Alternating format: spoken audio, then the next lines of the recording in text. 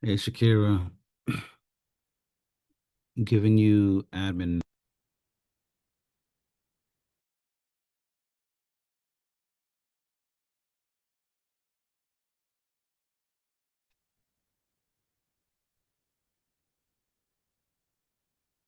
Good evening. Credit works. So I love the talk. So we have a small class today, just 10 people. Yeah, I think that's Mhm. around, yeah. So Cool. We might finish a little earlier since we have the smaller people. But yeah, so let's start tonight. It's advanced credit. Like I said, my name is Miss Shakira. You could call me Sam. You call me Miss Shakira. Either or is fine. And because we have such a smaller class, we're going to be very engaged tonight. Just to make it the night run a little bit smoother and exciting. So before we begin, how was everyone's day today? You could come off mute and you can share one positive thing that happened today and one thing that you're looking forward to for tomorrow.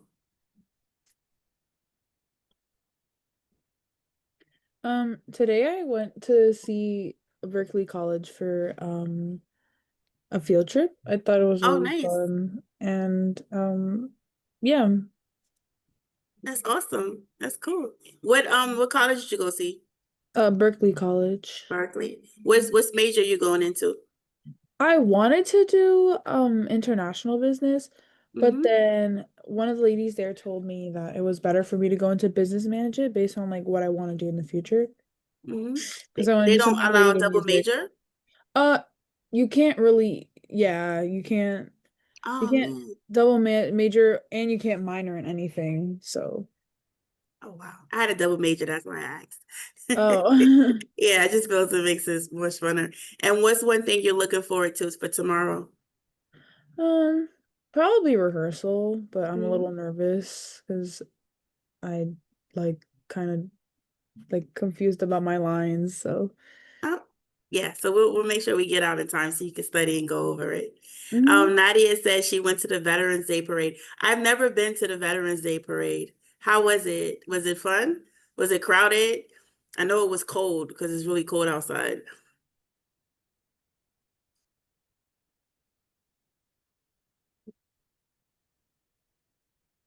Anyone else wants to share one positive thing that they did today? I got to sleep It in was yeah, today. it was really cold.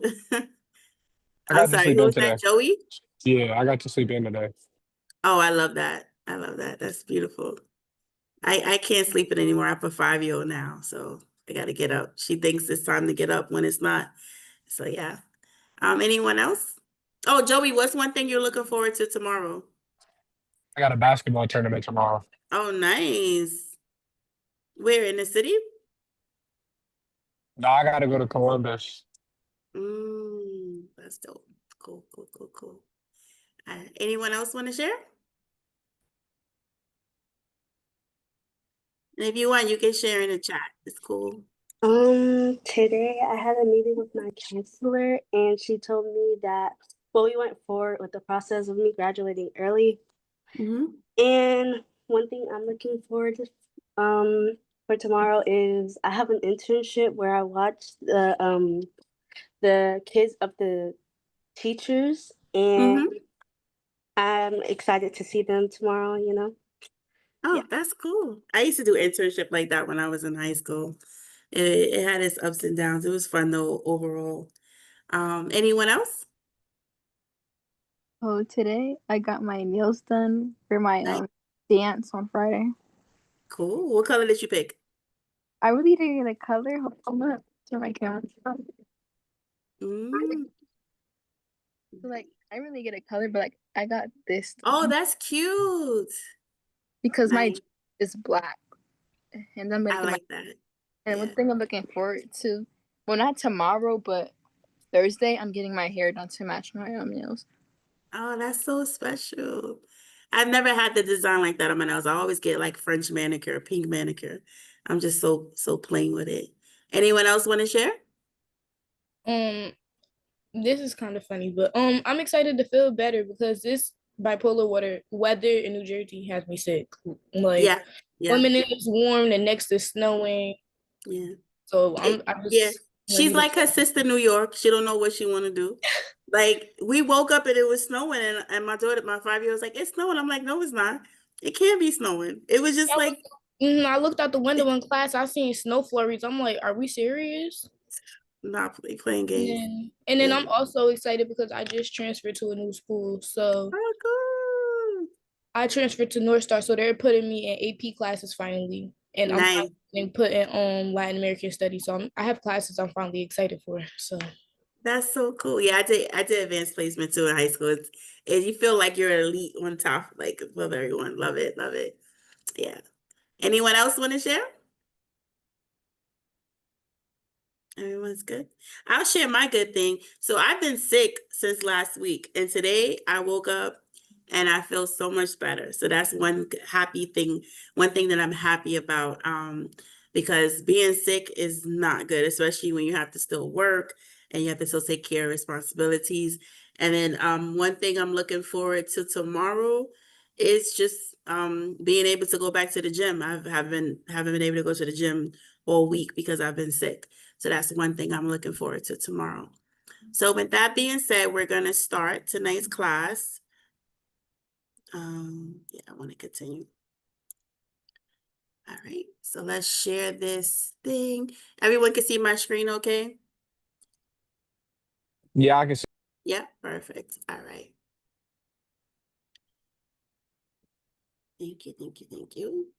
All right, so let's get started. We did our feelings check. Everyone's good to go. Just a little cold, but we're excited about what's happening in the world. Let me move this over. All right, let's go back.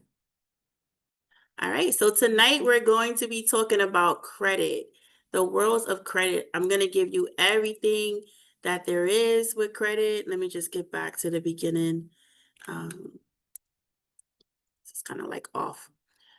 Everything that there is to know about credit, I'm going to teach you everything that I wish I would have learned that I didn't learn and I learned earlier. And then I'm going to teach you some credit hacks and tricks that I teach parents, and I also teach kids when I teach at schools. So like I said, tonight we're going to talk about credit basics, everything about credit. We're going to talk about how to establish your credit because most of you guys, I don't believe you guys have credit cards yet. So I'm going to teach you how you can start building your credit. And then once you build your credit, I'm going to teach you how you can monitor your credit, how you can improve your credit score. And then with what we're going to learn tonight, you can actually use this to help you with family members, your parents, anyone that you come across with that may need help with understanding credit. Because believe it or not, a lot of people struggle with understanding how credit works. They get the basis of it, of borrowing money and paying it back, but they don't understand like the behind the scenes mechanics of how it all works together into society and the economy and everything.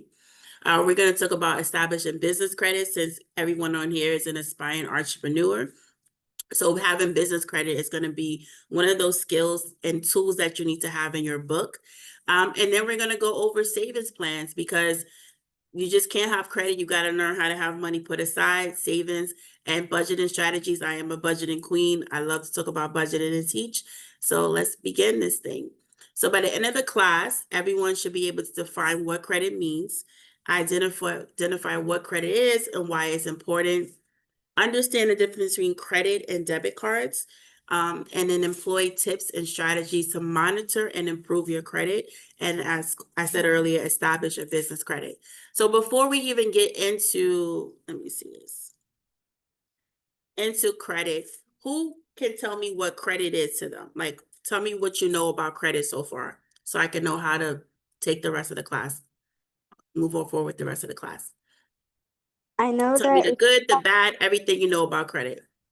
I know that if you have good credit, like it's easy, well, not easier, but it looks better for you when you try to get a house or if you want to get an apartment and all that.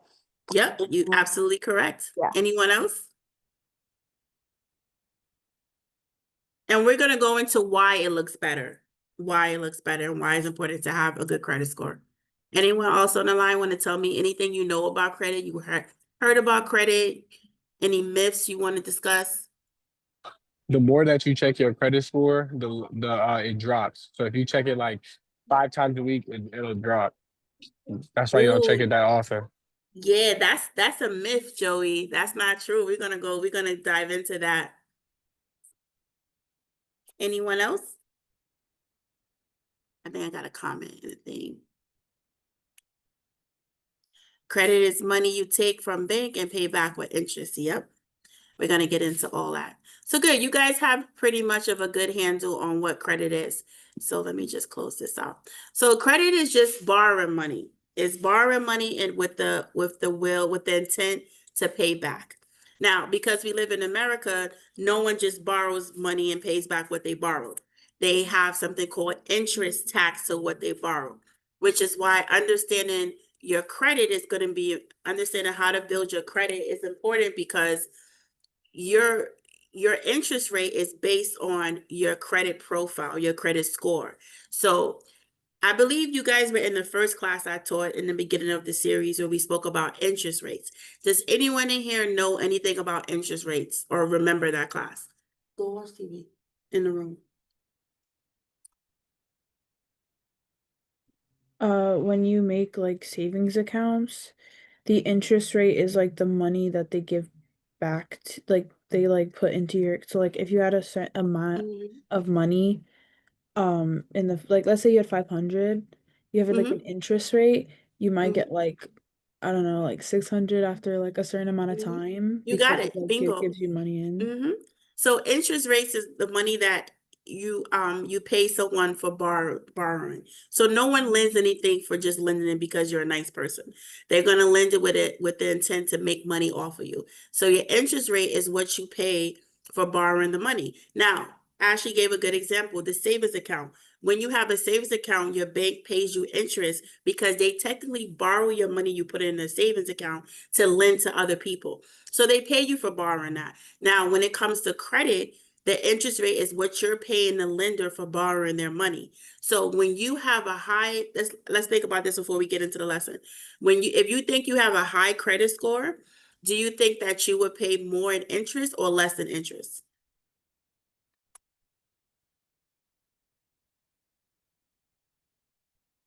Oh, repeat the question, please.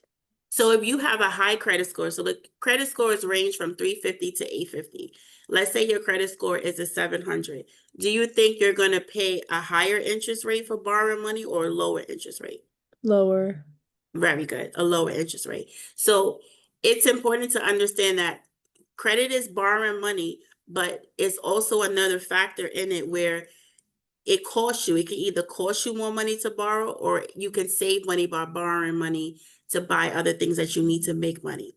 So how do the people pick and see how much credit do we going to give this person? How much do we going to trust them? It's all about how much do they trust you. So they look at your credit score to see if you're worthy of it. So in the US, we have 3 different types of ways that we look at credit. We look at your revolving credit, your installment credit. And then one thing that I like to teach people when it comes to credit is there's something, anyone ever heard of buy now, pay later? The buy now, pay later, where you could buy stuff now and then pay in increments over time? Yes. Yes. Okay. So that's what a lot of people use now with shopping. They use that. They buy now and they pay later. So when you're looking at credit, you could either use a credit card, which is called a revolving card, because it's like a revolving door. You swipe, you pay, you swipe, you pay. Or you can do an installment, which is a loan, where you're given a lump sum of money and then you pay it back over a period of time. Or what I like to teach people about is buy now, pay later. Even though it's not technically considered a credit source, a lot of people use it now as a credit because they're getting something they need and they're paying back based on their trust and their credit worthiness. Does anyone have any questions on that? No? Okay, perfect. All right. So your credit history, before we go into that, let's look at what is made up. All right, wait a minute. So when you're looking at credit, the way that the lenders judge and see if you're a good borrower or a bad borrower is they look at your credit score. So when I teach about credit score and credit report, I like to give the analogy to, especially to students, of it's like your credit report is going to be like your report card. Can anyone come off mute and tell me what goes into their report card?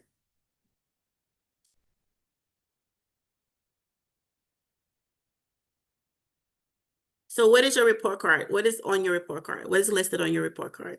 What I got in my classes, like A's, B's, C's. Yep, it's your classes. So your credit report is the same thing. It's based on different areas that they grade you on. So like for instance, you guys are graded on subjects like social studies, science, math, language. I don't know if you still have language arts, reading. Your credit report is the same. It has the same concept where they grade you on different factors. And then your credit score is, I would like to tell people, is think about your GPA. What is your GPA made of? Them tallying up all your grades into like a specific number, like an A is 4, a B is like a 3, and then a C is a 2. Yep, exactly. So your credit score is similar to your GPA. It's taking the average of all your your classes together, and it's giving you the final average of it, the GPA of it. Does that make sense to people about understanding the difference between a credit score and a credit report? Yes. Everyone understands? So what do you think is more important?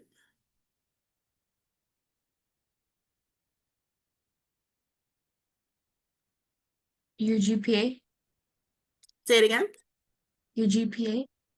You think your GPA is more important? Oh, I thought you meant like your GPA or your progress report. Oh, so when you're looking at credit score and credit report, when you're trying to build up your credit, when you're trying to be more attractive to lenders, what do you want to focus more on? Your report or your score? Your score. My report. Your report. Yes. Tell me, who said report? Joey. Joey, tell me why you say report. Because if I'm talking to lenders, that means that I'm trying to either like invest or I'm trying to get something from them, and I want to show them that I pay back on time and that I know how to manage my money versus the Very actual good. score.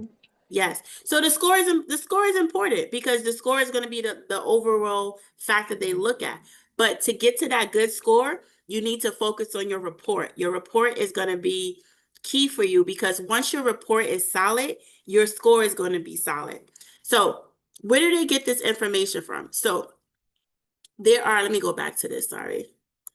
So there are 3 different credit bureaus that help generate your score. Does anyone know where the information is taken from to put together your score? Where do these credit bureaus get your information from? Your bank? They get it from your bank. Anything else?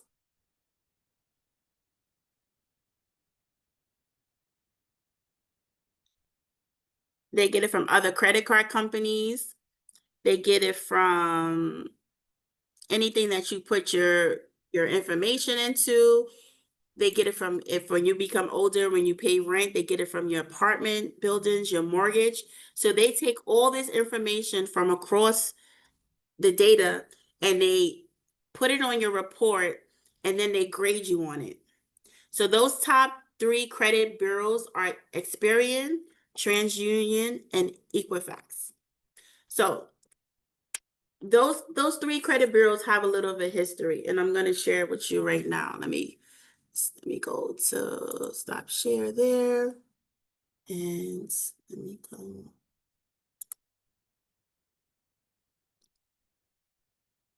Let me come back to share here.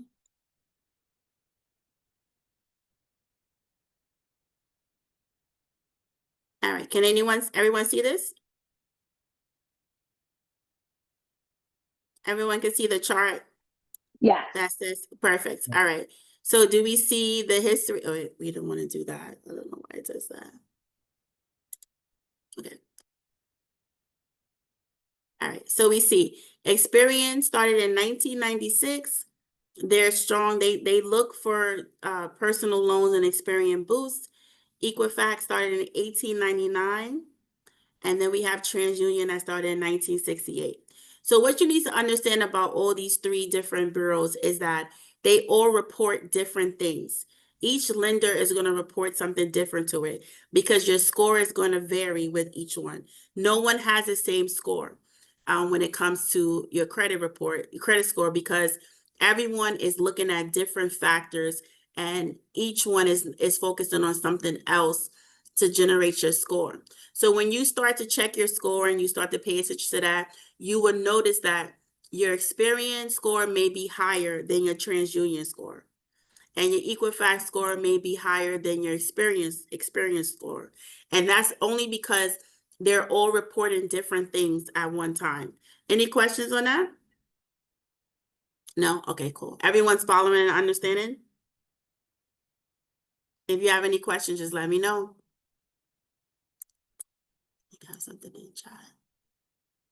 All right, perfect. All right, let's go back to there. So that's going to be important for you to understand as you start to look at your credit score. So banks, credit unions, credit card issues, and other report to different things.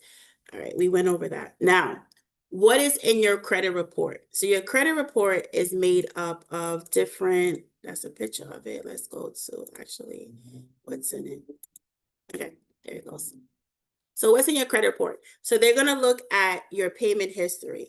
They want to see how well you pay your bills, if you pay them on time.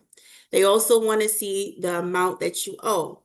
So these percentages right here is how much of that score goes into your main, what percentage goes into your main, the overall score. So anyone here ever got a syllabus from a teacher? Yes. Yeah. So tell me what it says on your syllabus. Tell me how she breaks down the grades on your syllabus. Do you remember? They usually break it down into like categories where there's tests, Mhm. classroom assignments, finals, performance final, and then like maybe let's say attendance is a grade, and then Yep. you just like know what assignments are going to be under each category. Yep. And that's exactly what this is. This is the same exact thing. So when you guys are looking at credit, I want you to look at it as it's something familiar. You guys know what a report is, you know what a GPA score is. Now you're going to know how it's broken down. So you have your payment history, which is 35%. You have your amounts owed, which is 30%. You have your length of credit history, which is 15%. And you have new credit, 10%, and credit mix, 10%. So what does this mean? It means they want to see that you're paying your bills on time every single month. Why do you think that's important for a lender to see that you're paying your bills on time every single month? To know that you're trustworthy. They know you're trustworthy. They want to see the amounts owed. They want to see that they want to see your utilization down. At least you're only using at least 30% of your utilization. So utilization means they give you an amount each month to spend. They don't want to see you spending the entire amount. And what I teach people is that that's 30% of your score is the amounts owed, how much you're using your credit card for. They say 30%. I say you always want to keep your utilization at 10%. So you never want to be using more than 10% of your credit card balance each month. And the reason why I say 10% is because lenders do not want to see that you're dependent 100% on your credit balance. They want to see that you use it and you spend it and you pay it off. They don't want to see if they give you $1,000, you're spending $700 each month and leaving a balance of that. Your length of history, that's going to be 15% of your score. And what that shows is how long you've had credit for. So when you're looking at things like loans, mortgages, they looking to see how long you was able to use a credit card for, pay it on time, not have it go delinquent, and not max it out. So that's going to be 15% of your score. New credit is 10%. They don't want to see you taking out a bunch of new credit cards every 2 months, every 3 months, applying for new card. That's a red flag for them. And then lastly, they're going to look at your credit mix. They're going to see, can you handle revolving and installment? So revolving, like I said before, are credit cards. Installment are loans. Any questions on that? So out of these categories, which one do you think is the most important out of all of them?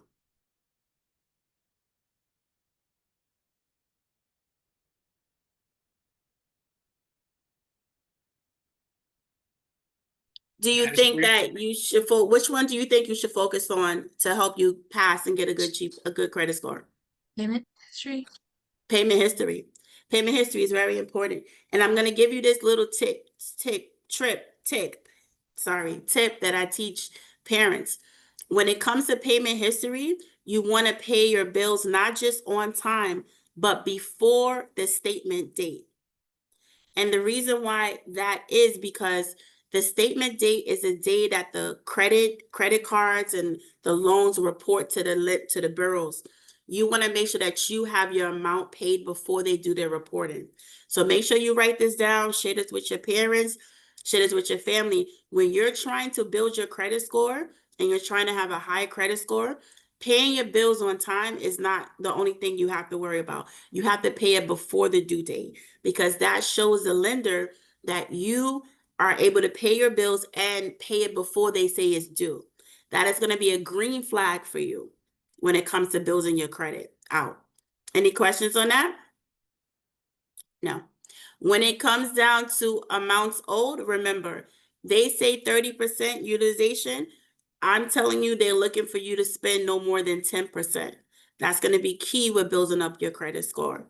And then length of history. While you guys are young now, let me ask a question. Do you guys think that at this age you can start to build your credit history? Yes. Yes, you can. And you absolutely should. I started my daughter's credit history when she was I think 12 or 13 years old.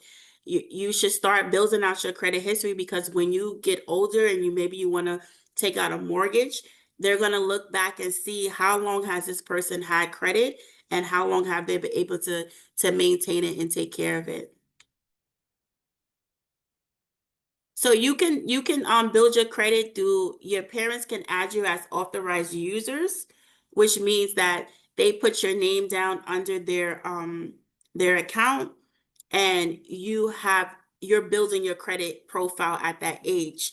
And then once you become responsible enough and they trust you, you can take a credit card out under their account and use it. Another way you can do it, and we're going to go over this, is with a secured credit card. So write this down. Let me show you my notes so that you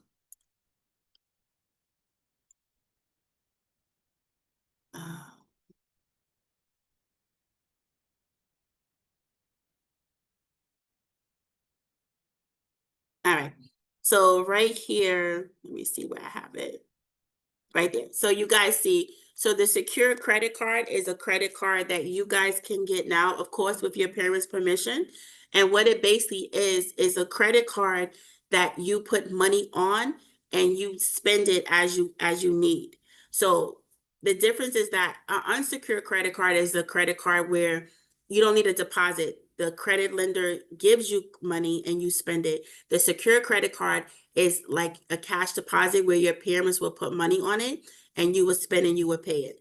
So for those who are trying to build up their credit, you can either be an authorized user on your parents' account, or you can get a secured credit card in which you put money on it, you spend it, and you pay it back. Any questions on that? No questions? Okay.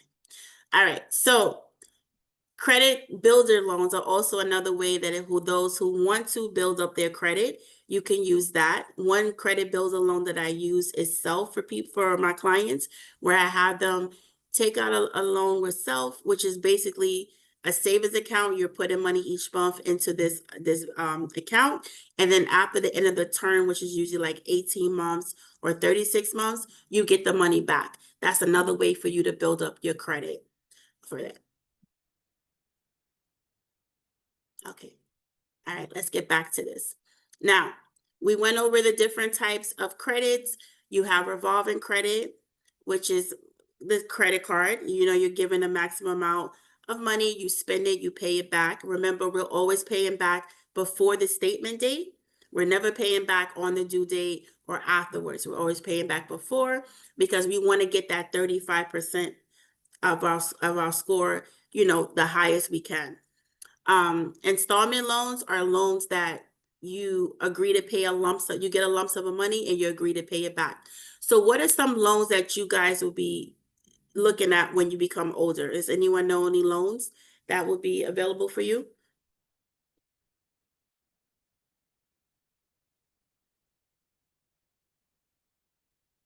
Student loans? Anyone here is going to college? Yes. Yeah, I'll student take loans. Nah, Say it again. I don't think I'm gonna have to use those because I'm in YSP. That's amazing. You're so blessed because I graduated with almost $49,000 in student loans, and they're paid off now. Thank God. But it's a big chunk. It takes a big chunk of your money, student loans. But another loan that you may come across is a car loan, and a mortgage. Does anyone here know what to look for when it comes to loans? Like, what's the best loan to buy? I mean, best loan to take out? How the repayment process goes? Just a subsidized loan or something like that. Yeah, so subsidized loans are for student loans, federal loans. Good, Joey. Anybody else know anything about loans? That they have different interest rates, so you're gonna want to Yes, be you picked about it that. right on the nail. Yep. So interest rates. So when you're looking at loans, and I wanted to touch on this with you guys because when I graduated high school and I went to college, there was like 20 credit card companies outside waiting. There were like loans coming out, and all I saw was free money. And I was just taking money out. My family was like, take this out, take that out, take that out. And I never understood the terms and conditions when it comes to borrowing money with a loan. It's very different from a credit card because with a loan, you could take out a huge amount of money at one time and then you don't have to pay it back at that very moment. When you're in school, your payment plan starts about 6 months after you graduate. So for 4 years, I'm just taking out money because my family's like, take money out. We never understood what a loan is. So when it comes down to a loan, you want to look at the interest rates. That's going to be key. Because remember, we told you, and no one lends money for free. They always want their cut on top of it. So when it comes to loans, there are two type of interest rates. There's going to be fixed and variable. Can anyone guess what fixed is?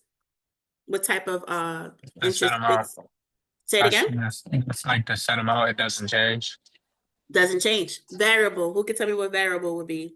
That changes over time. It The changes over time. interest. So when you're looking at a loan in the future, which is the best option you want to look at when it comes to the terms and conditions? You want a fixed loan? Fixed. Fixed, exactly. You want a fixed loan because you don't want it to change. Now, why would the loan change? Why would the interest rate change? Because if anyone hears the news about the Feds raise interest rates whenever they feel like the economy needs a little jolt or need a slowdown. So if you're in a contract, you have a loan with a variable interest rate.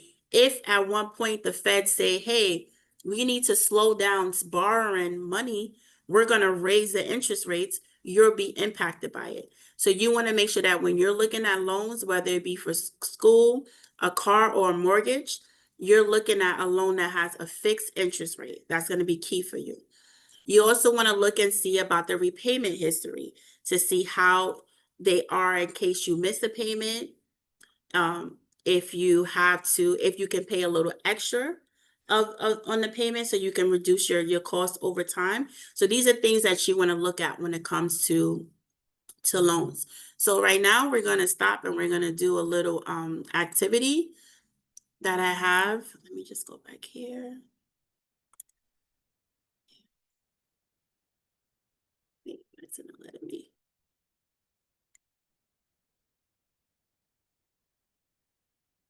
Bear with me 1 second. Okay. PDF.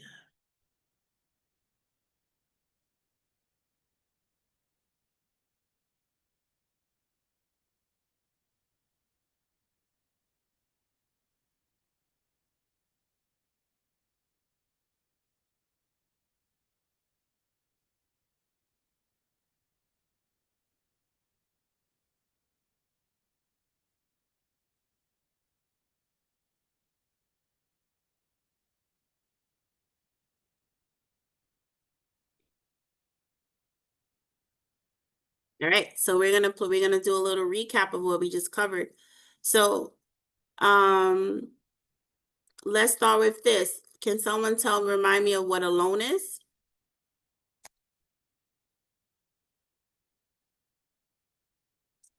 It allows you to borrow money. Yeah. Is it a installment or revolving?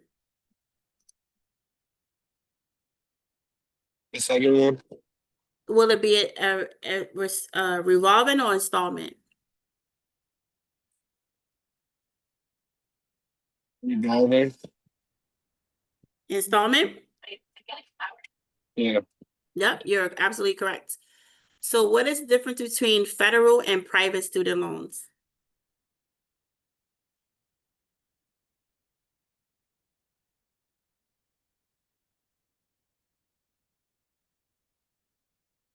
So let's break this down. So federal loans, where do you think the federal loans come from? Come from the government. The government. So when you're looking at federal loans, there's one thing that you guys know. Joey, you said it's subsidized. You know, they look and see based on your income. The federal loans have a lower interest rate, fixed interest rate, and they start repayment back after 6 months after you graduate. Private student loans, what do you think about private student loans? Are they from It's, like the bank and like yes, credit exactly, unions? Angie. They come from the banks. Do you think their interest rates are fixed or variable? Variable? Variable, exactly. So the reason why I want to teach you guys this is because remember I told you that when I graduated from high school, I took out a lot of student loans. Most of my student loans came from private student loans lenders. So what do you think? What do you think happened to me after a couple of years with those private student loan lenders? There was high interest. I had very high interest. Yeah. Do you think that was a wise decision or unwise decision? Unwise. Yeah. And a lot of it's because no one ever sat down and told me about it. No one explained to me loans or credit. I mean, my grandma told me about credit cards, but she never explained to me about how loans work. So this is why I wanted to introduce this to you guys so you will understand and you will have the knowledge and base so that if you come to the point where you need to take out a student loan, you'll know how to look at them and how to decipher which one's the best one. Next question. What does interest mean? Extra money that you have to pay on top of what you owe. Excellent, Joey. Very good. You got it. Not right on. So, smart move or risky move? You borrow $5,000 in federal student loans to pay for your tuition at a community college. Do you guys think that's a smart move or a risky move?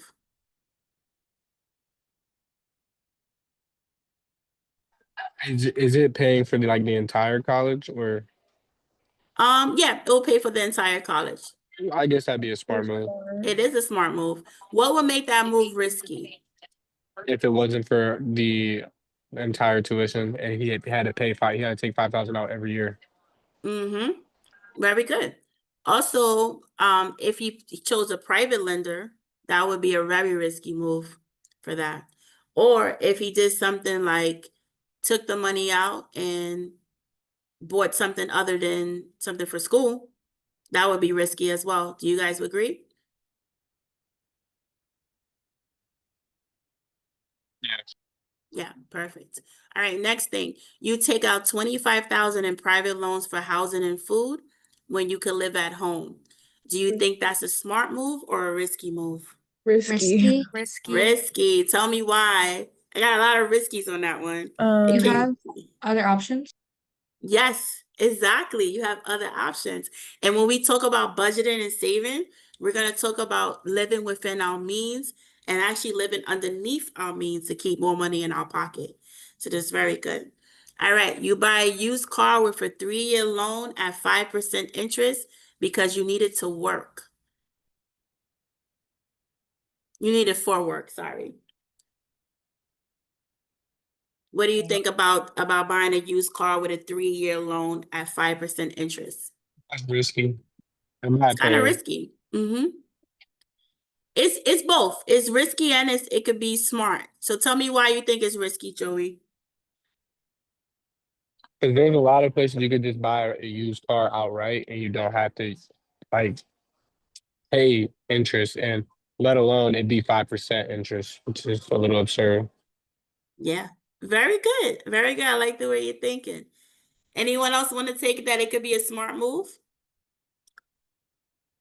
No I one want think to take it's that a argument? Go ahead, Helena. I'd say maybe it's a smart move Mm-hmm. if you really needed to go to work. Like, for example, if this is sort of like a job that's going to build your career, and in the Mm-hmm. long term, like let's say if you're a med student and you need to go to like your internship, that might be Yeah. more helpful in the long run. Mm-hmm. Yeah. So yeah, it could be both smart, risky. I would opt for getting a used car that you pay off without having to have a loan. Um, that's what I would opt for. But if that's their only option and they're going to use it for work, then it may very well work. All right, next one. You buy a brand new car with a 7-year loan at 10% interest to impress your friends. That It's one's risky. risky. That's red flags all over it. Um, there are three things that red flag. The first one is to impress friends. We don't do things to impress friends. Like, no, that's not happening. And then that 10% interest and the 7-year loan. So what ends up happening is for 7 years, you're locked into paying back something that you just bought to impress friends. So that's not a smart move at all. Very good, guys.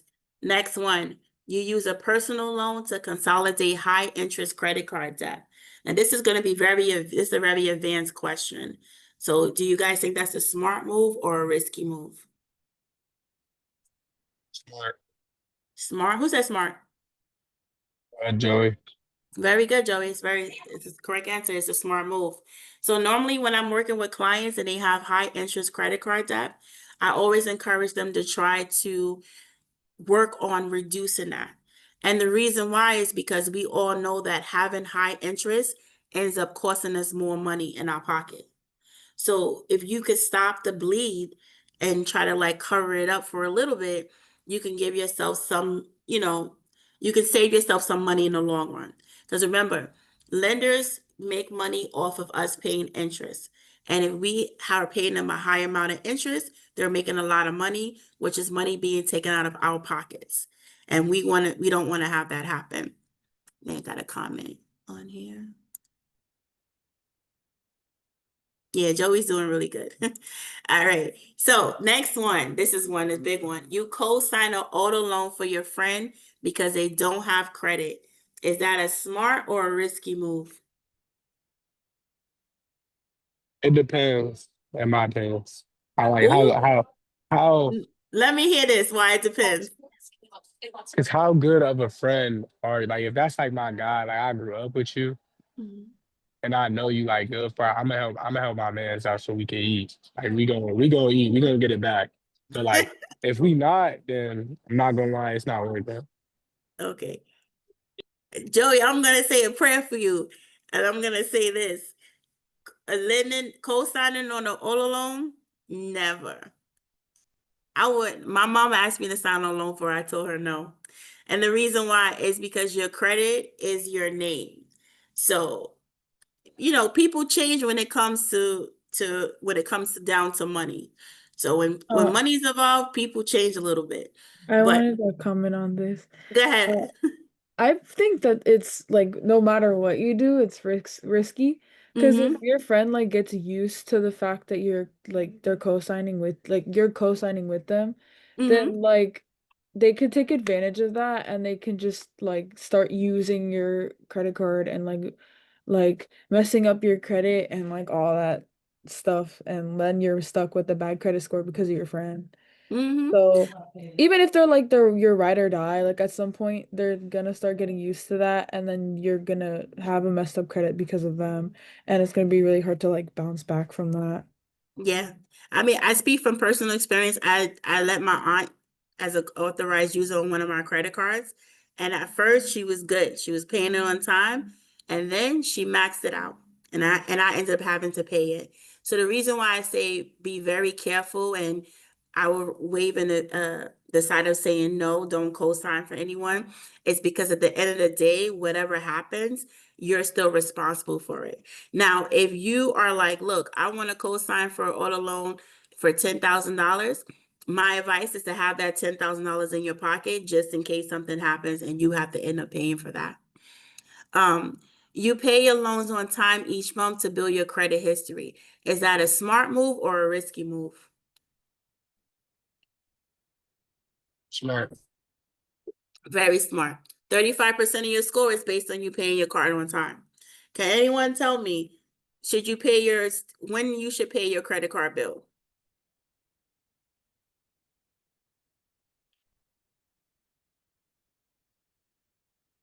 Before the statement date or when it's due?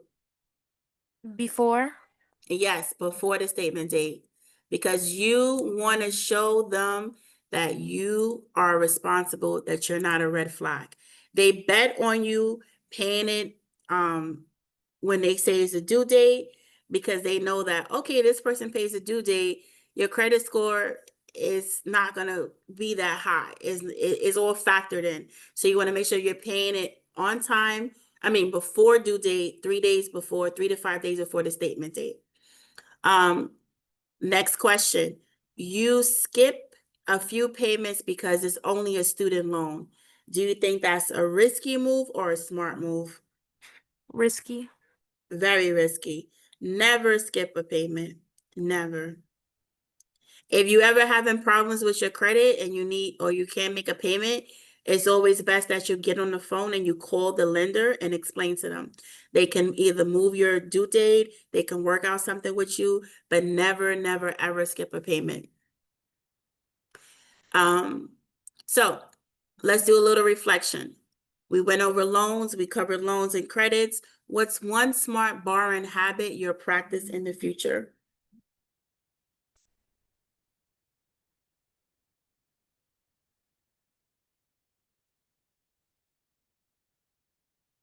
Anybody want to share? Say it again, Joey. Making payments on time. Making payments on time. Very good. Like for anything. Yes. Anybody else want to share?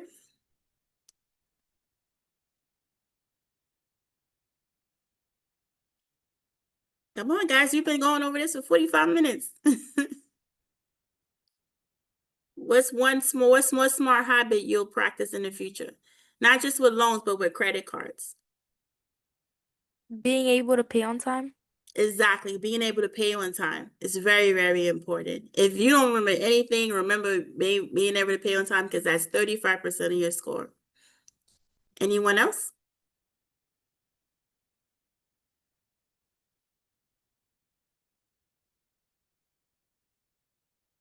Okay. What's one red flag you'll look for before taking out a loan? Making sure it's a federal loan and not a private one. Very good. And what else you want to look for when it comes to the interest rate? It's not a high interest rate. It's not a Is high it interest fixed rate. or if it's And a variable? very good. You want to make sure those things, you know. And this one's a little bit more advanced, but why is understanding interest rates important before signing any loan agreement? Just so you Because know that what will you're getting determine how much you. Go ahead, Joey.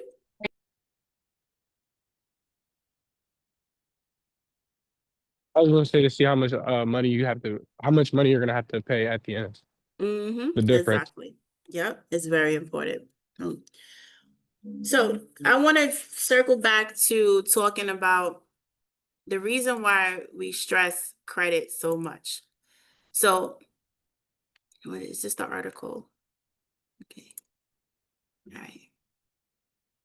So the reason why this class is important is because America has a problem with credit card debt. I know you guys are still young, so you don't really understand like everything that's going on in the economy, but we're struggling with credit card debt. So the reason why classes like this to teach you guys about credit is key and vital is because we're trying to break those habits from continuing on with this generation. Being more responsible and understanding how credit works is going to be crucial when you get older. I learned about credit from my grandmother, and she taught me, you get a credit card, you buy something, you pay it off.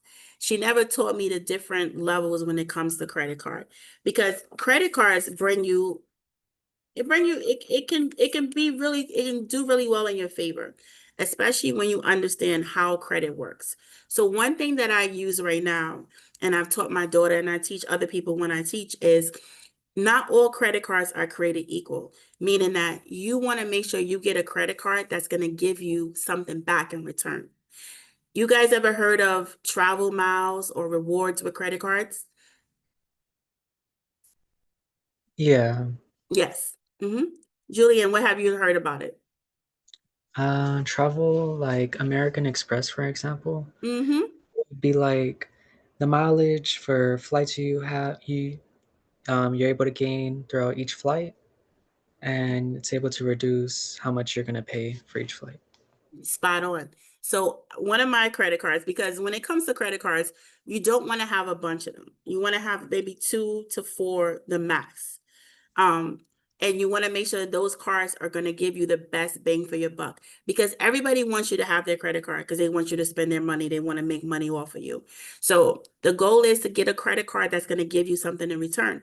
Julian mentioned American Express. I have American Express, and I can tell you this now, I probably don't even pay for any more flights anymore, because I use my credit cards and I get rewards, and my rewards turn into miles that buy my tickets.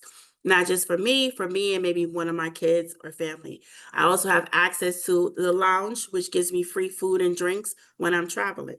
So you want to make sure that when you're picking out credit cards, you're finding credit cards that are going to give you something back in return. There's also credit cards that have cash back rewards. That's also going to be a plus for you. So when you're looking at credit cards, you're learning how to be responsible with them, but another tier of it is to learn how to make them work for you. So this is an article that I'm going to share with you guys later on that you can read in your leisure, talking about what's going on with credit in the world today.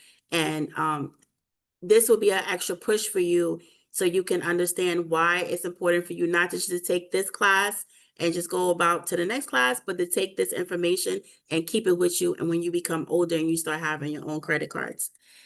So we've been going for almost an hour. So I'm going to give everyone a 10-minute break, and then we're going to come back and we're going to talk about credit for businesses. And then we're going to talk about budgeting and saving. How does that sound? Sounds good to everybody? Perfect. All right. So I will see you guys back at, we'll do 7:37.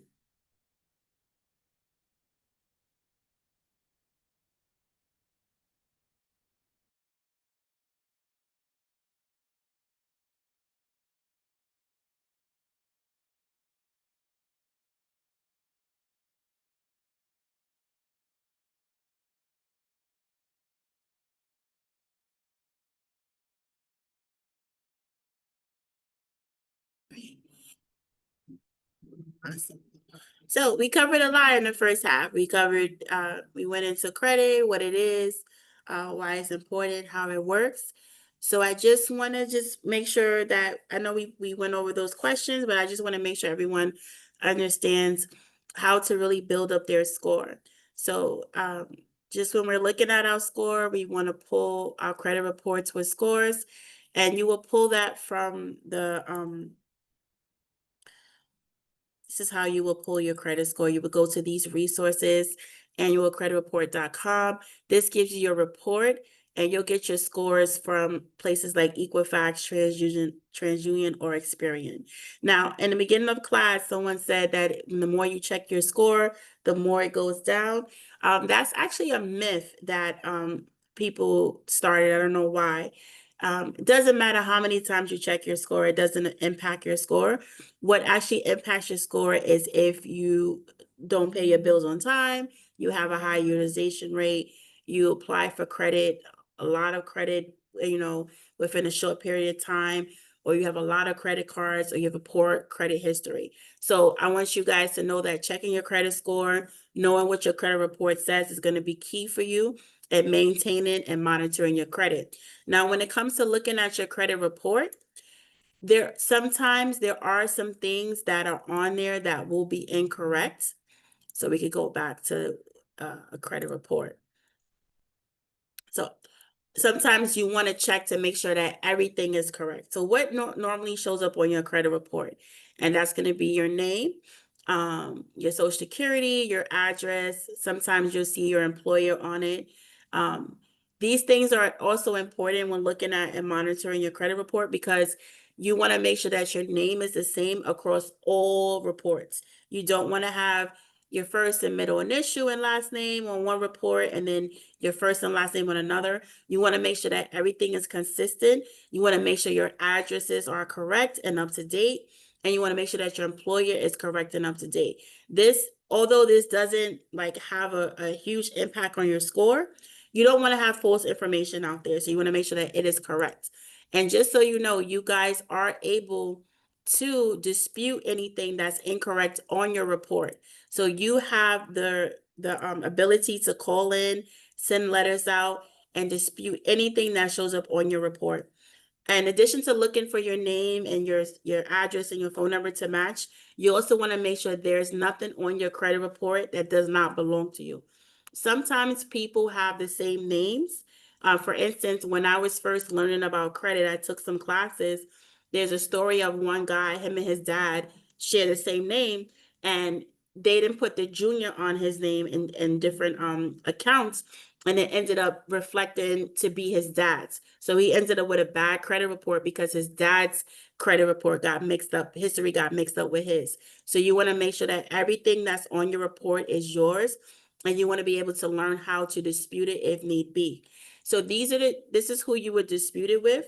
I'm going to go a little bit further to show you a company that I normally teach people about, which is a Consumer Financial Protection Bureau. So this is like the next level stuff when it comes to disputing a inquiry, is disputing anything on your report. And I've actually had to have used them helping a client with a Discover. She had a charge from Discover that she was trying to pay, but they put her in collections.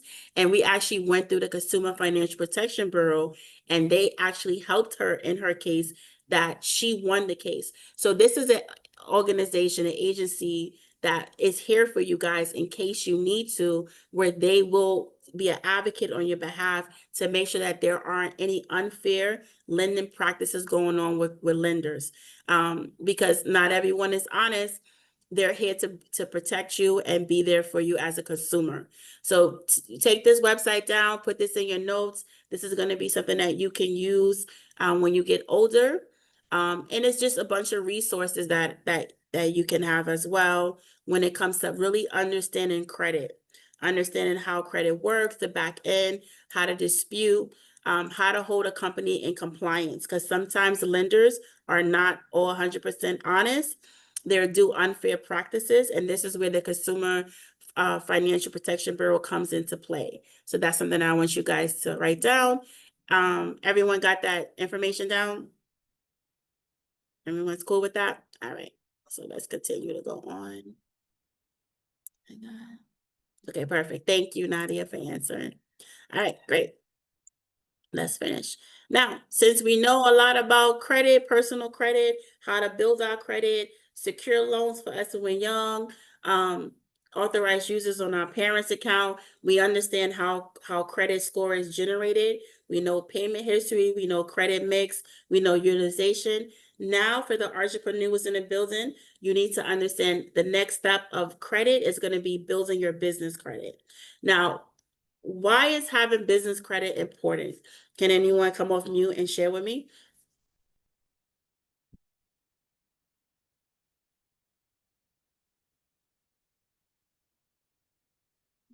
As a business owner, when you first start out, what do you need?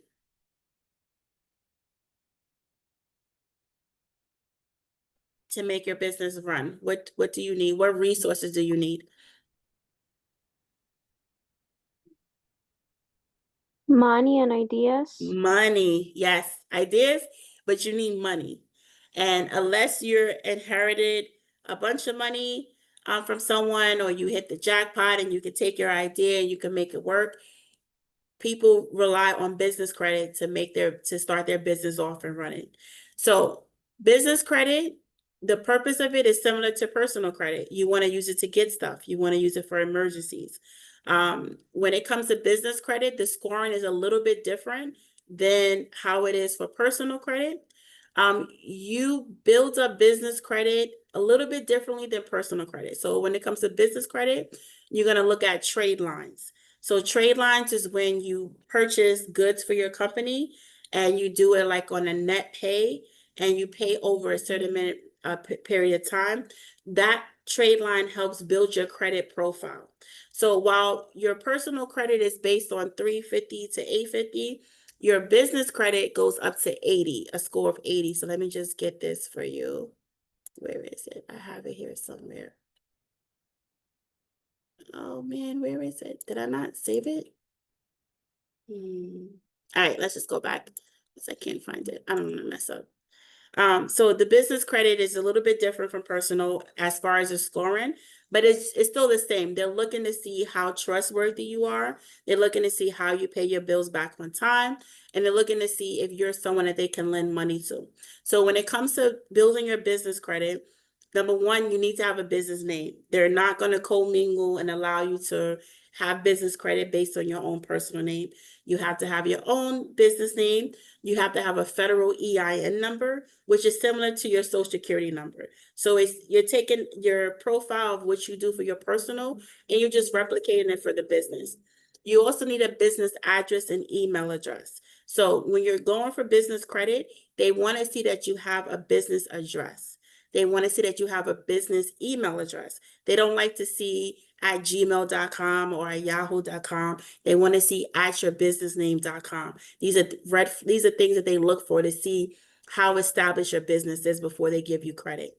Then they want to look and see at your bank account. So when you're a business owner, you need to have a business bank account because they don't want, the IRS does not like commingling. And by what I mean by commingling is they don't want you to have your profit funds inside your own personal bank account. It has to be two separate accounts. It's very important. And then when you first start out as a business owner trying to establish business credit, unless you've been in business for a certain amount of years and you have a certain amount of revenue you're generating, they're going to look at your personal credit to determine whether they can lend you out business credit. So this is why it's also important that you get your personal credit up so that when you start a business in the beginning stages where you're starting off, you're just trying to get your feet wet, you're trying to start, push your idea out there, you can take money from. They will look at your personal credit to determine whether your credit worthiness.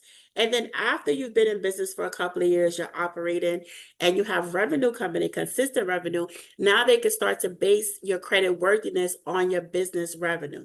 Any questions on that? No? Okay. And then you have your DUNS number, which is another tool that you use as a business owner to help establish your credit worthiness. So why do you think business credit is important? Let's say you start off and you're doing well. What can having credit do for you with your business and your business? If you need to like expand, you can take out a loan, or if you, let's say, yeah, like that. Exactly, Helena. It's to help you expand and do more with your business, to grow with it. So if you guys, I don't know if you guys are following the news right now, the Fed has lowered interest rates. And the reason why they did that is a bunch of different reasons, but one reason is because they noticed that companies are not hiring as much, which means companies can't borrow money to increase staff to build out their business. So businesses, so building out your business is crucial to the flow of how the economy works. So if you're not able to expand your business, the economy is going to be in a slow cycle. We want the economy to pump. So establishing your business credit, having that good credit worthiness is going to do well for you in the long run, and it's going to help the economy out. You guys all know that small businesses are like the backbone of the economy. The economy depends on small businesses because of the revenue they bring in and the jobs they provide for the community. So you want to take that into it. Now let's talk about, we spoke about credit. I think I covered everything in my notes with you guys.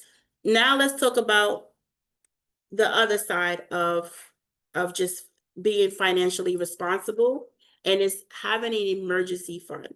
So emergency fund is like, it's another savings account. And you will need that savings account whether you're a business owner or you're just an individual. Why do you think having an emergency fund with savings in it is important for you, both as an individual and as a business owner? In case you really need to take the money out, you have it. So Yep. like in the case of an emergency, let's say you don't have enough money to get something for your business, you take the emergency fund out and you can use that. Exactly. Exactly. You hit it right on the nose, Ashley, right on the nose. It's about having money just in case. Now, everyone knows about why it's important, but a lot of people struggle with how do you get to the point where you can actually have money put aside for emergency fund. And that's a little strategy that I like to tell people. It's about you taking a little bit at a time, compounding it till it becomes a huge amount. So in this analogy, this example on the screen, the PowerPoint is someone took $1 a week and started saving that. They increased it to $2, they increased it to $3, and by the end of the year, they have $13.78. So when you're looking at what's the best way, what's the strategy I'm going to use to build up my savings account, you want to look and see how can you break a number down into small pieces. That's how I look at it. So if I want to save $1,000 for the end of the year, I start to break that down into 26. So what do I need to have saved every 2 weeks for me to get to $1,000? So that's one strategy you can use. And the goal with saving is that you find one number that you're comfortable with and you continue to save it. Because consistency matters across the board. So if you can save $5 or $10 every paycheck or every time you get your allowance, and you put that to the side, you want to make sure that you're doing that consistently until you hit your goal, because that is what's going to get you to where you want to go faster. Now, I'm going to take it a step further to say that where you save your money matters. We spoke about different savings accounts in the other class that I taught in the beginning of the series, and Ashley kind of touched on in the beginning of class where she spoke about banks will pay you money for putting your money. They will pay you interest for putting your money in their bank account. And this is where emergency funds can grow a little bit faster if you pick the right bank account to put your money in. So does anyone remember what kind of savings accounts give you the better interest rate, the higher yields?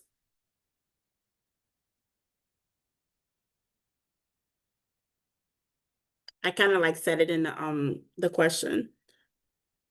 Just a little play on words. Has anyone ever heard of a high yield savings account? Yes. So when you're looking to build your emergency fund, you want to make sure that you are picking the right bank account that's going to help you grow your money a little bit faster. So the first class we went through the different type of savings accounts, we learned that our traditional bank only pays us about 0.02% of interest, as opposed to a high yield savings account that can give you up to 3.5% or even higher when you put your money in it. So that will help boost your emergency fund so that you can reach your goal faster. Now, in addition to understanding savings, you can't get to savings if you don't understand what your budget is. So understanding what kind of budget you have is going to help you not only pay your bills, but allocate money for savings, as well as pay down debt or pay credit card or loans that you need to repay. Yes, I can definitely show you, Nadia. Let me go. I'm glad you asked that question. Let's go here. I'm working from 2 screens, which is why I keep looking up. Let's come here and let's go to high yield savings.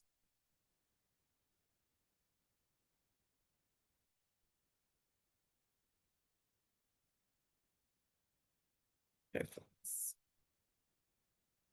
All right. So NerdWallet, write this down as well because I love NerdWallet.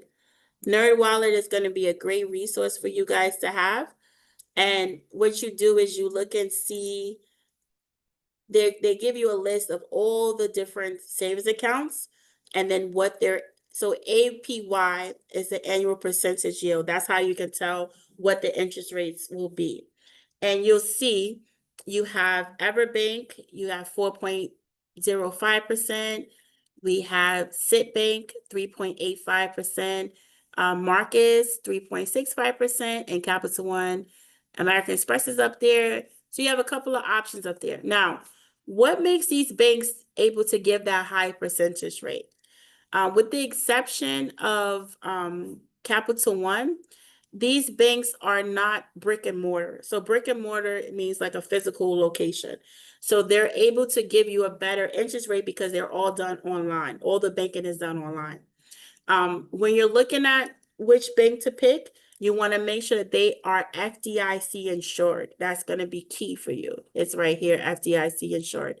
The reason why is that is your insurance that the government will pay you up to $250,000 of your money if anything happens with the banks. So you want to make sure that when you're picking out one of these banks, they're FDIC insured. And you want to watch for things like minimum balance, because again, we don't want to give away any free money. If you don't have $500 in this account, they will charge you a monthly fee for holding your account. You also want to make sure that it's a bank that you know and you recognize. Like for instance, out this list, I know about 10 of these banks. I've never heard of Open Bank. Oh, Open Bank's by Santander, so I know that company. But let me see if there's one. FB, I've never heard of them, so I wouldn't be fast to jump in an account with them. So you want to pick a bank that you actually recognize and know, and you want to do your research on them. So these are just some examples of high yield savings accounts. And they're the best way for you to grow your money without any risk. Because the risk is taken out because again, they're FDIC insured. So unless you have more than 250,000 in the bank, then you're fine. If you have more than 250,000, I would not put it in the bank. I would find something else to put my money in. But if you have under 250,000, you're good. Your money's growing. And that's about it. Now, why is it different from other banks? So your traditional savings accounts, their interest rates, let me see if I can pull up something I can show.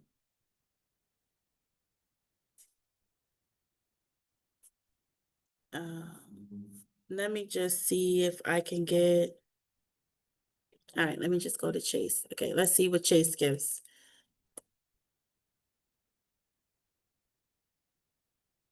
So high yield, we know high yield gives about 3 to 5%. And you see Chase, 0.01%, 0.02%.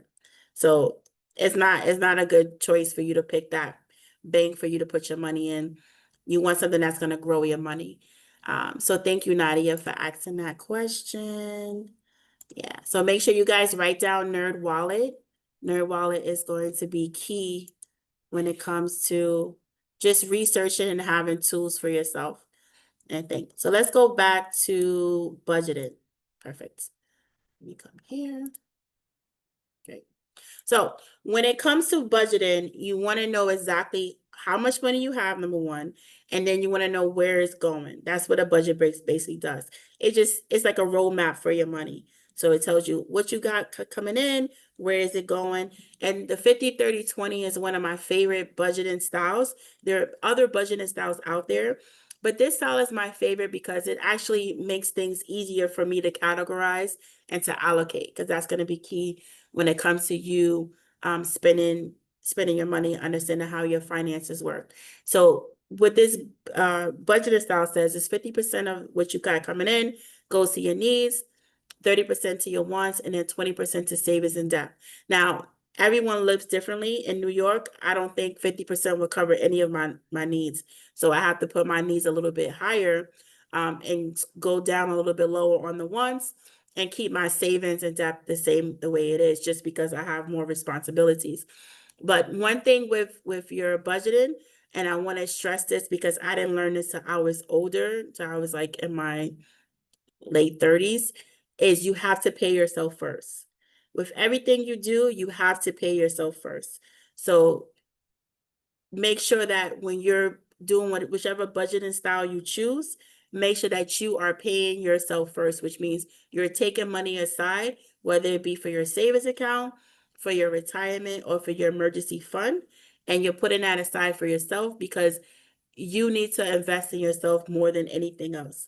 I always say you will find money to pay bills, but what often happens with people is they pay everything else and they take a little bit for themselves, which is a recipe for you to constantly be in a cycle of trying to keep up.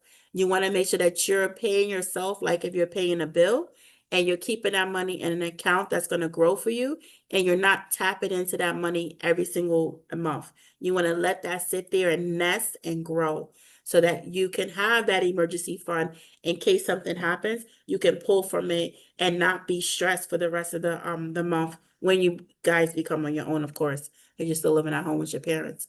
Any questions on that? All right. So we're going to play a game and then we're going to start to wrap up. Let me just go to my game real quick.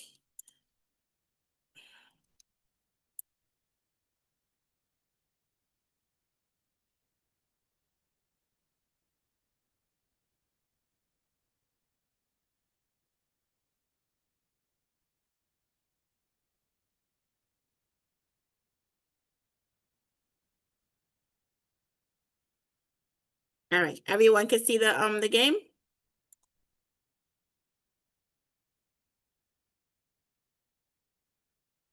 All right. So let's start. Let me just try to turn this down.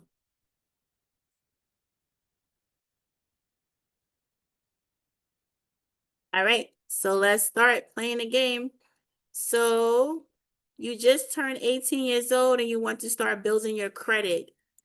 Do you get a secure card and pay on time each month, or do you apply for a S.O.A.R card with high interest and no debt? A. Very good. All right, let's go to the next one. All right, so your parents offer to add you as an authorized user on their 10-year-old card. Do you A, accept and keep utilization under 10%, or do you decline because you don't want to owe anyone? I think B.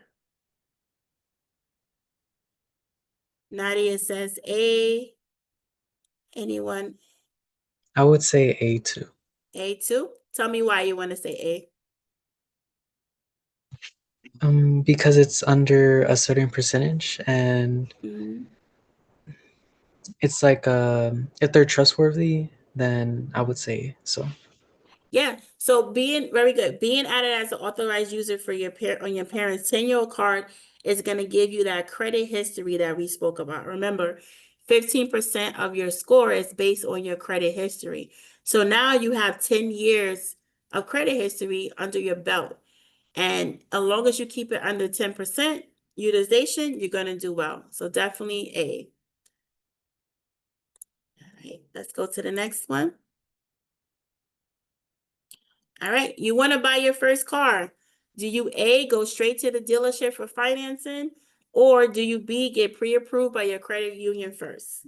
B. Very good. Very good. Tell me why going to the dealership and getting finances is a no-go.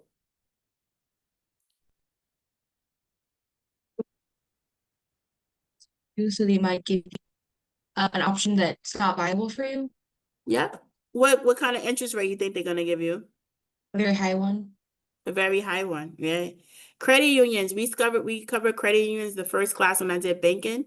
Credit unions are an excellent bank for anyone to have. They give better interest rates, the better options. They're just better all across the board. So definitely B. Okay, let's go to the next one. You're comparing student loans. Do you A, take federal loans first and private if needed, or do you just skip FAFSA and just apply at a bank? Let me see what we got. We got an answer in the chat. Let me go to the chat. A. Yes, you guys say A with so much confidence. You're right. A, federal loans first. what do federal loans do for you? One, what kind of interest rate do they give you? Fixed or variable? They give you fixed. They give you fixed, right? They give you a fixed one. It's definitely going to be cheaper, and you don't have to worry about, going to the bank. The banks want to make money off of you. So they're not going to be there to be your friend and give you the best interest rate. They're going to give you the highest interest rate and try to make money off of you.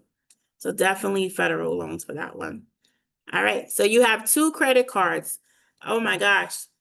This person didn't take this class because one is nearly maxed out and one is at 20% use. Do you A, pay off the card with the higher interest rate first, or B, pay down the smaller balance first?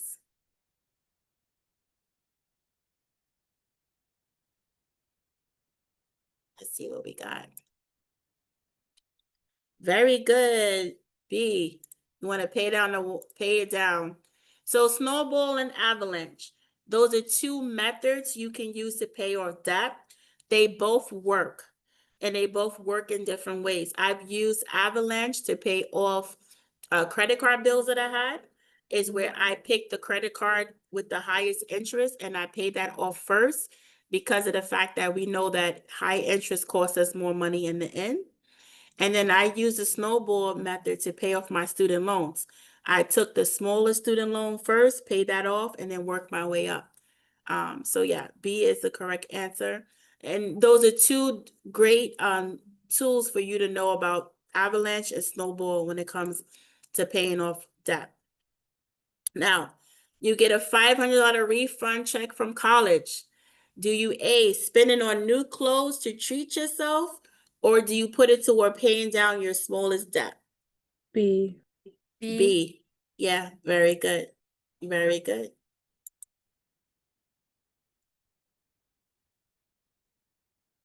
All right, you missed a payment by 1 day. Oh my gosh. Do you A, pay immediately and set up auto pay for next time? Or do you B, just ignore it? It's only 1 day. A. A, very good. Definitely. Definitely want to get that done. Remember, paying on time is 35% of your score. I want to make sure you get every bit of that score, 35% in your favor. Oh, here we go. You co-sign a car loan for a friend who promised to pay back on time. Do you say no because it puts your credit at risk? Or do you say yes because it'll help them build their credit? A. A, very good. If your friend wants to build their credit, remember we went over, they can get a secured credit card. They can get a self credit assistance, but we can't help people build their credit. They have to build it themselves. There are so many tools out there for people to build up their credit. You don't want to have the obligation and responsibility of taking someone else's, someone started a credit card under your name and now you have to pay it back. You don't want that responsibility. All right. You see your FICO score. So we went over the scores. FICO score dropped suddenly. Do you A, check Credit Karma to see what happened, or B, pull your full reports from Experian, Equifax, and TransUnion? You got an answer in the chat.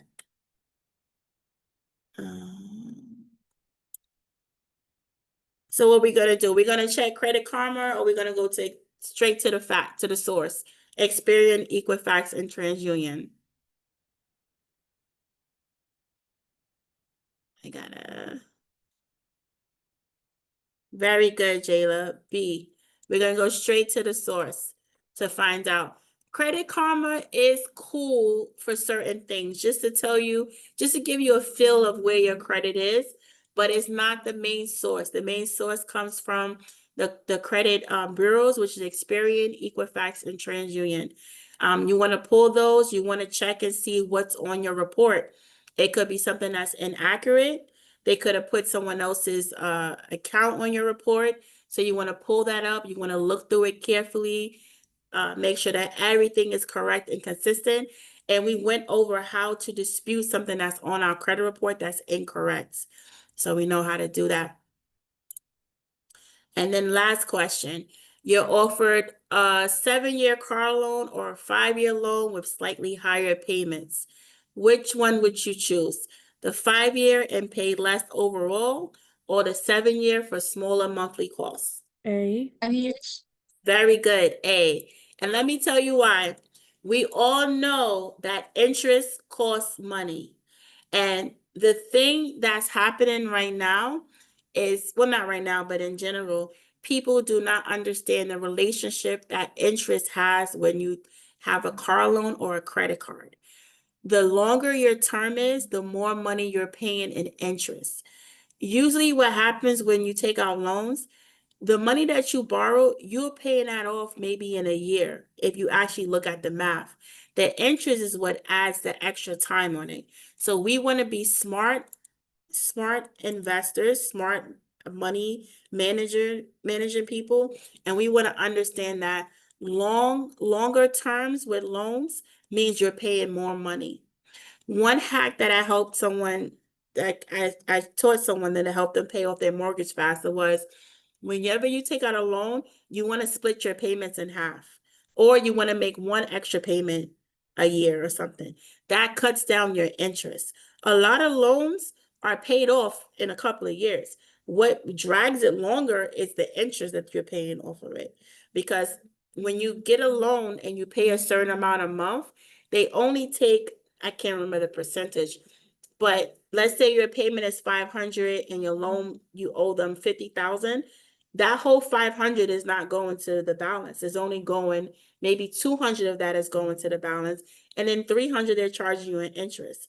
So you always want to go for the term that has the loan that has a shorter term, lower interest rates, fixed interest rates, and you want to try to make as many payments, make all your payments on time. And if you can, split it in half so that you're tackling that interest faster. So you guys did really well with that quiz. So let's just do a recap because we finished early. I promised you that we would finish early so you guys can continue to doing what you're doing. We went over how to build your score. We went over credit basics, understanding the credit score, the credit report, how to establish and monitor your credit. So remember, for those who are just building out their credit, you want to look at secured credit cards, of course, with your parents' permission, secure credit cards. You want to look at being added as an authorized user on their account to build out your credit history. And you do not want to lend your credit out to anybody once you get it done because it becomes your responsibility. You want it to improve your credit, making sure that you're paying your bills on time before the due date, before the statement date. Making sure that you're using only 10% of the credit that they give out to you. They tell you 30%, but don't believe them. Believe me, 10% is what they look for. Credit, why is credit important? You need credit. Credit is part of our everyday life. People need it for their job. You need it for student loans, for auto loans, for mortgages. You need it if you want to expand your business. So credit is important. It helps the economy go. What happens is people don't always know how to use it, but you guys know how to use it now because you took this class. You learn how to establish business credit. We know that when we become business owners, they look at our business name, make sure we have an EIN, make sure we have a business address and email account with our business name on it. Make sure we register for DUNS, and that they're looking in the first couple of years, looking at our personal credit to establish our credit worthiness. We understand our savings plan. We know how to create a savings plan, and we also know the best accounts to use. Remember, high yield savings, no traditional banks, only high yield savings. Make sure they're FDIC insured and make sure that you trust and know them. Do your research. And then lastly, we went over budget strategies. Budgeting is going to be key in the overall cycle of credit. If you don't have good budgeting skills, you're not going to be able to manage and maintain your credit. So you want to make sure that you understand budgeting when it comes to credit and when it comes to everyday life. So do we have any questions? I know we did a lot into about 2 hours. Everyone's ready for... Just want to remind everyone to do the survey in the chat before you go. Thank you all for joining tonight. But yes, if you have any questions, definitely jump in.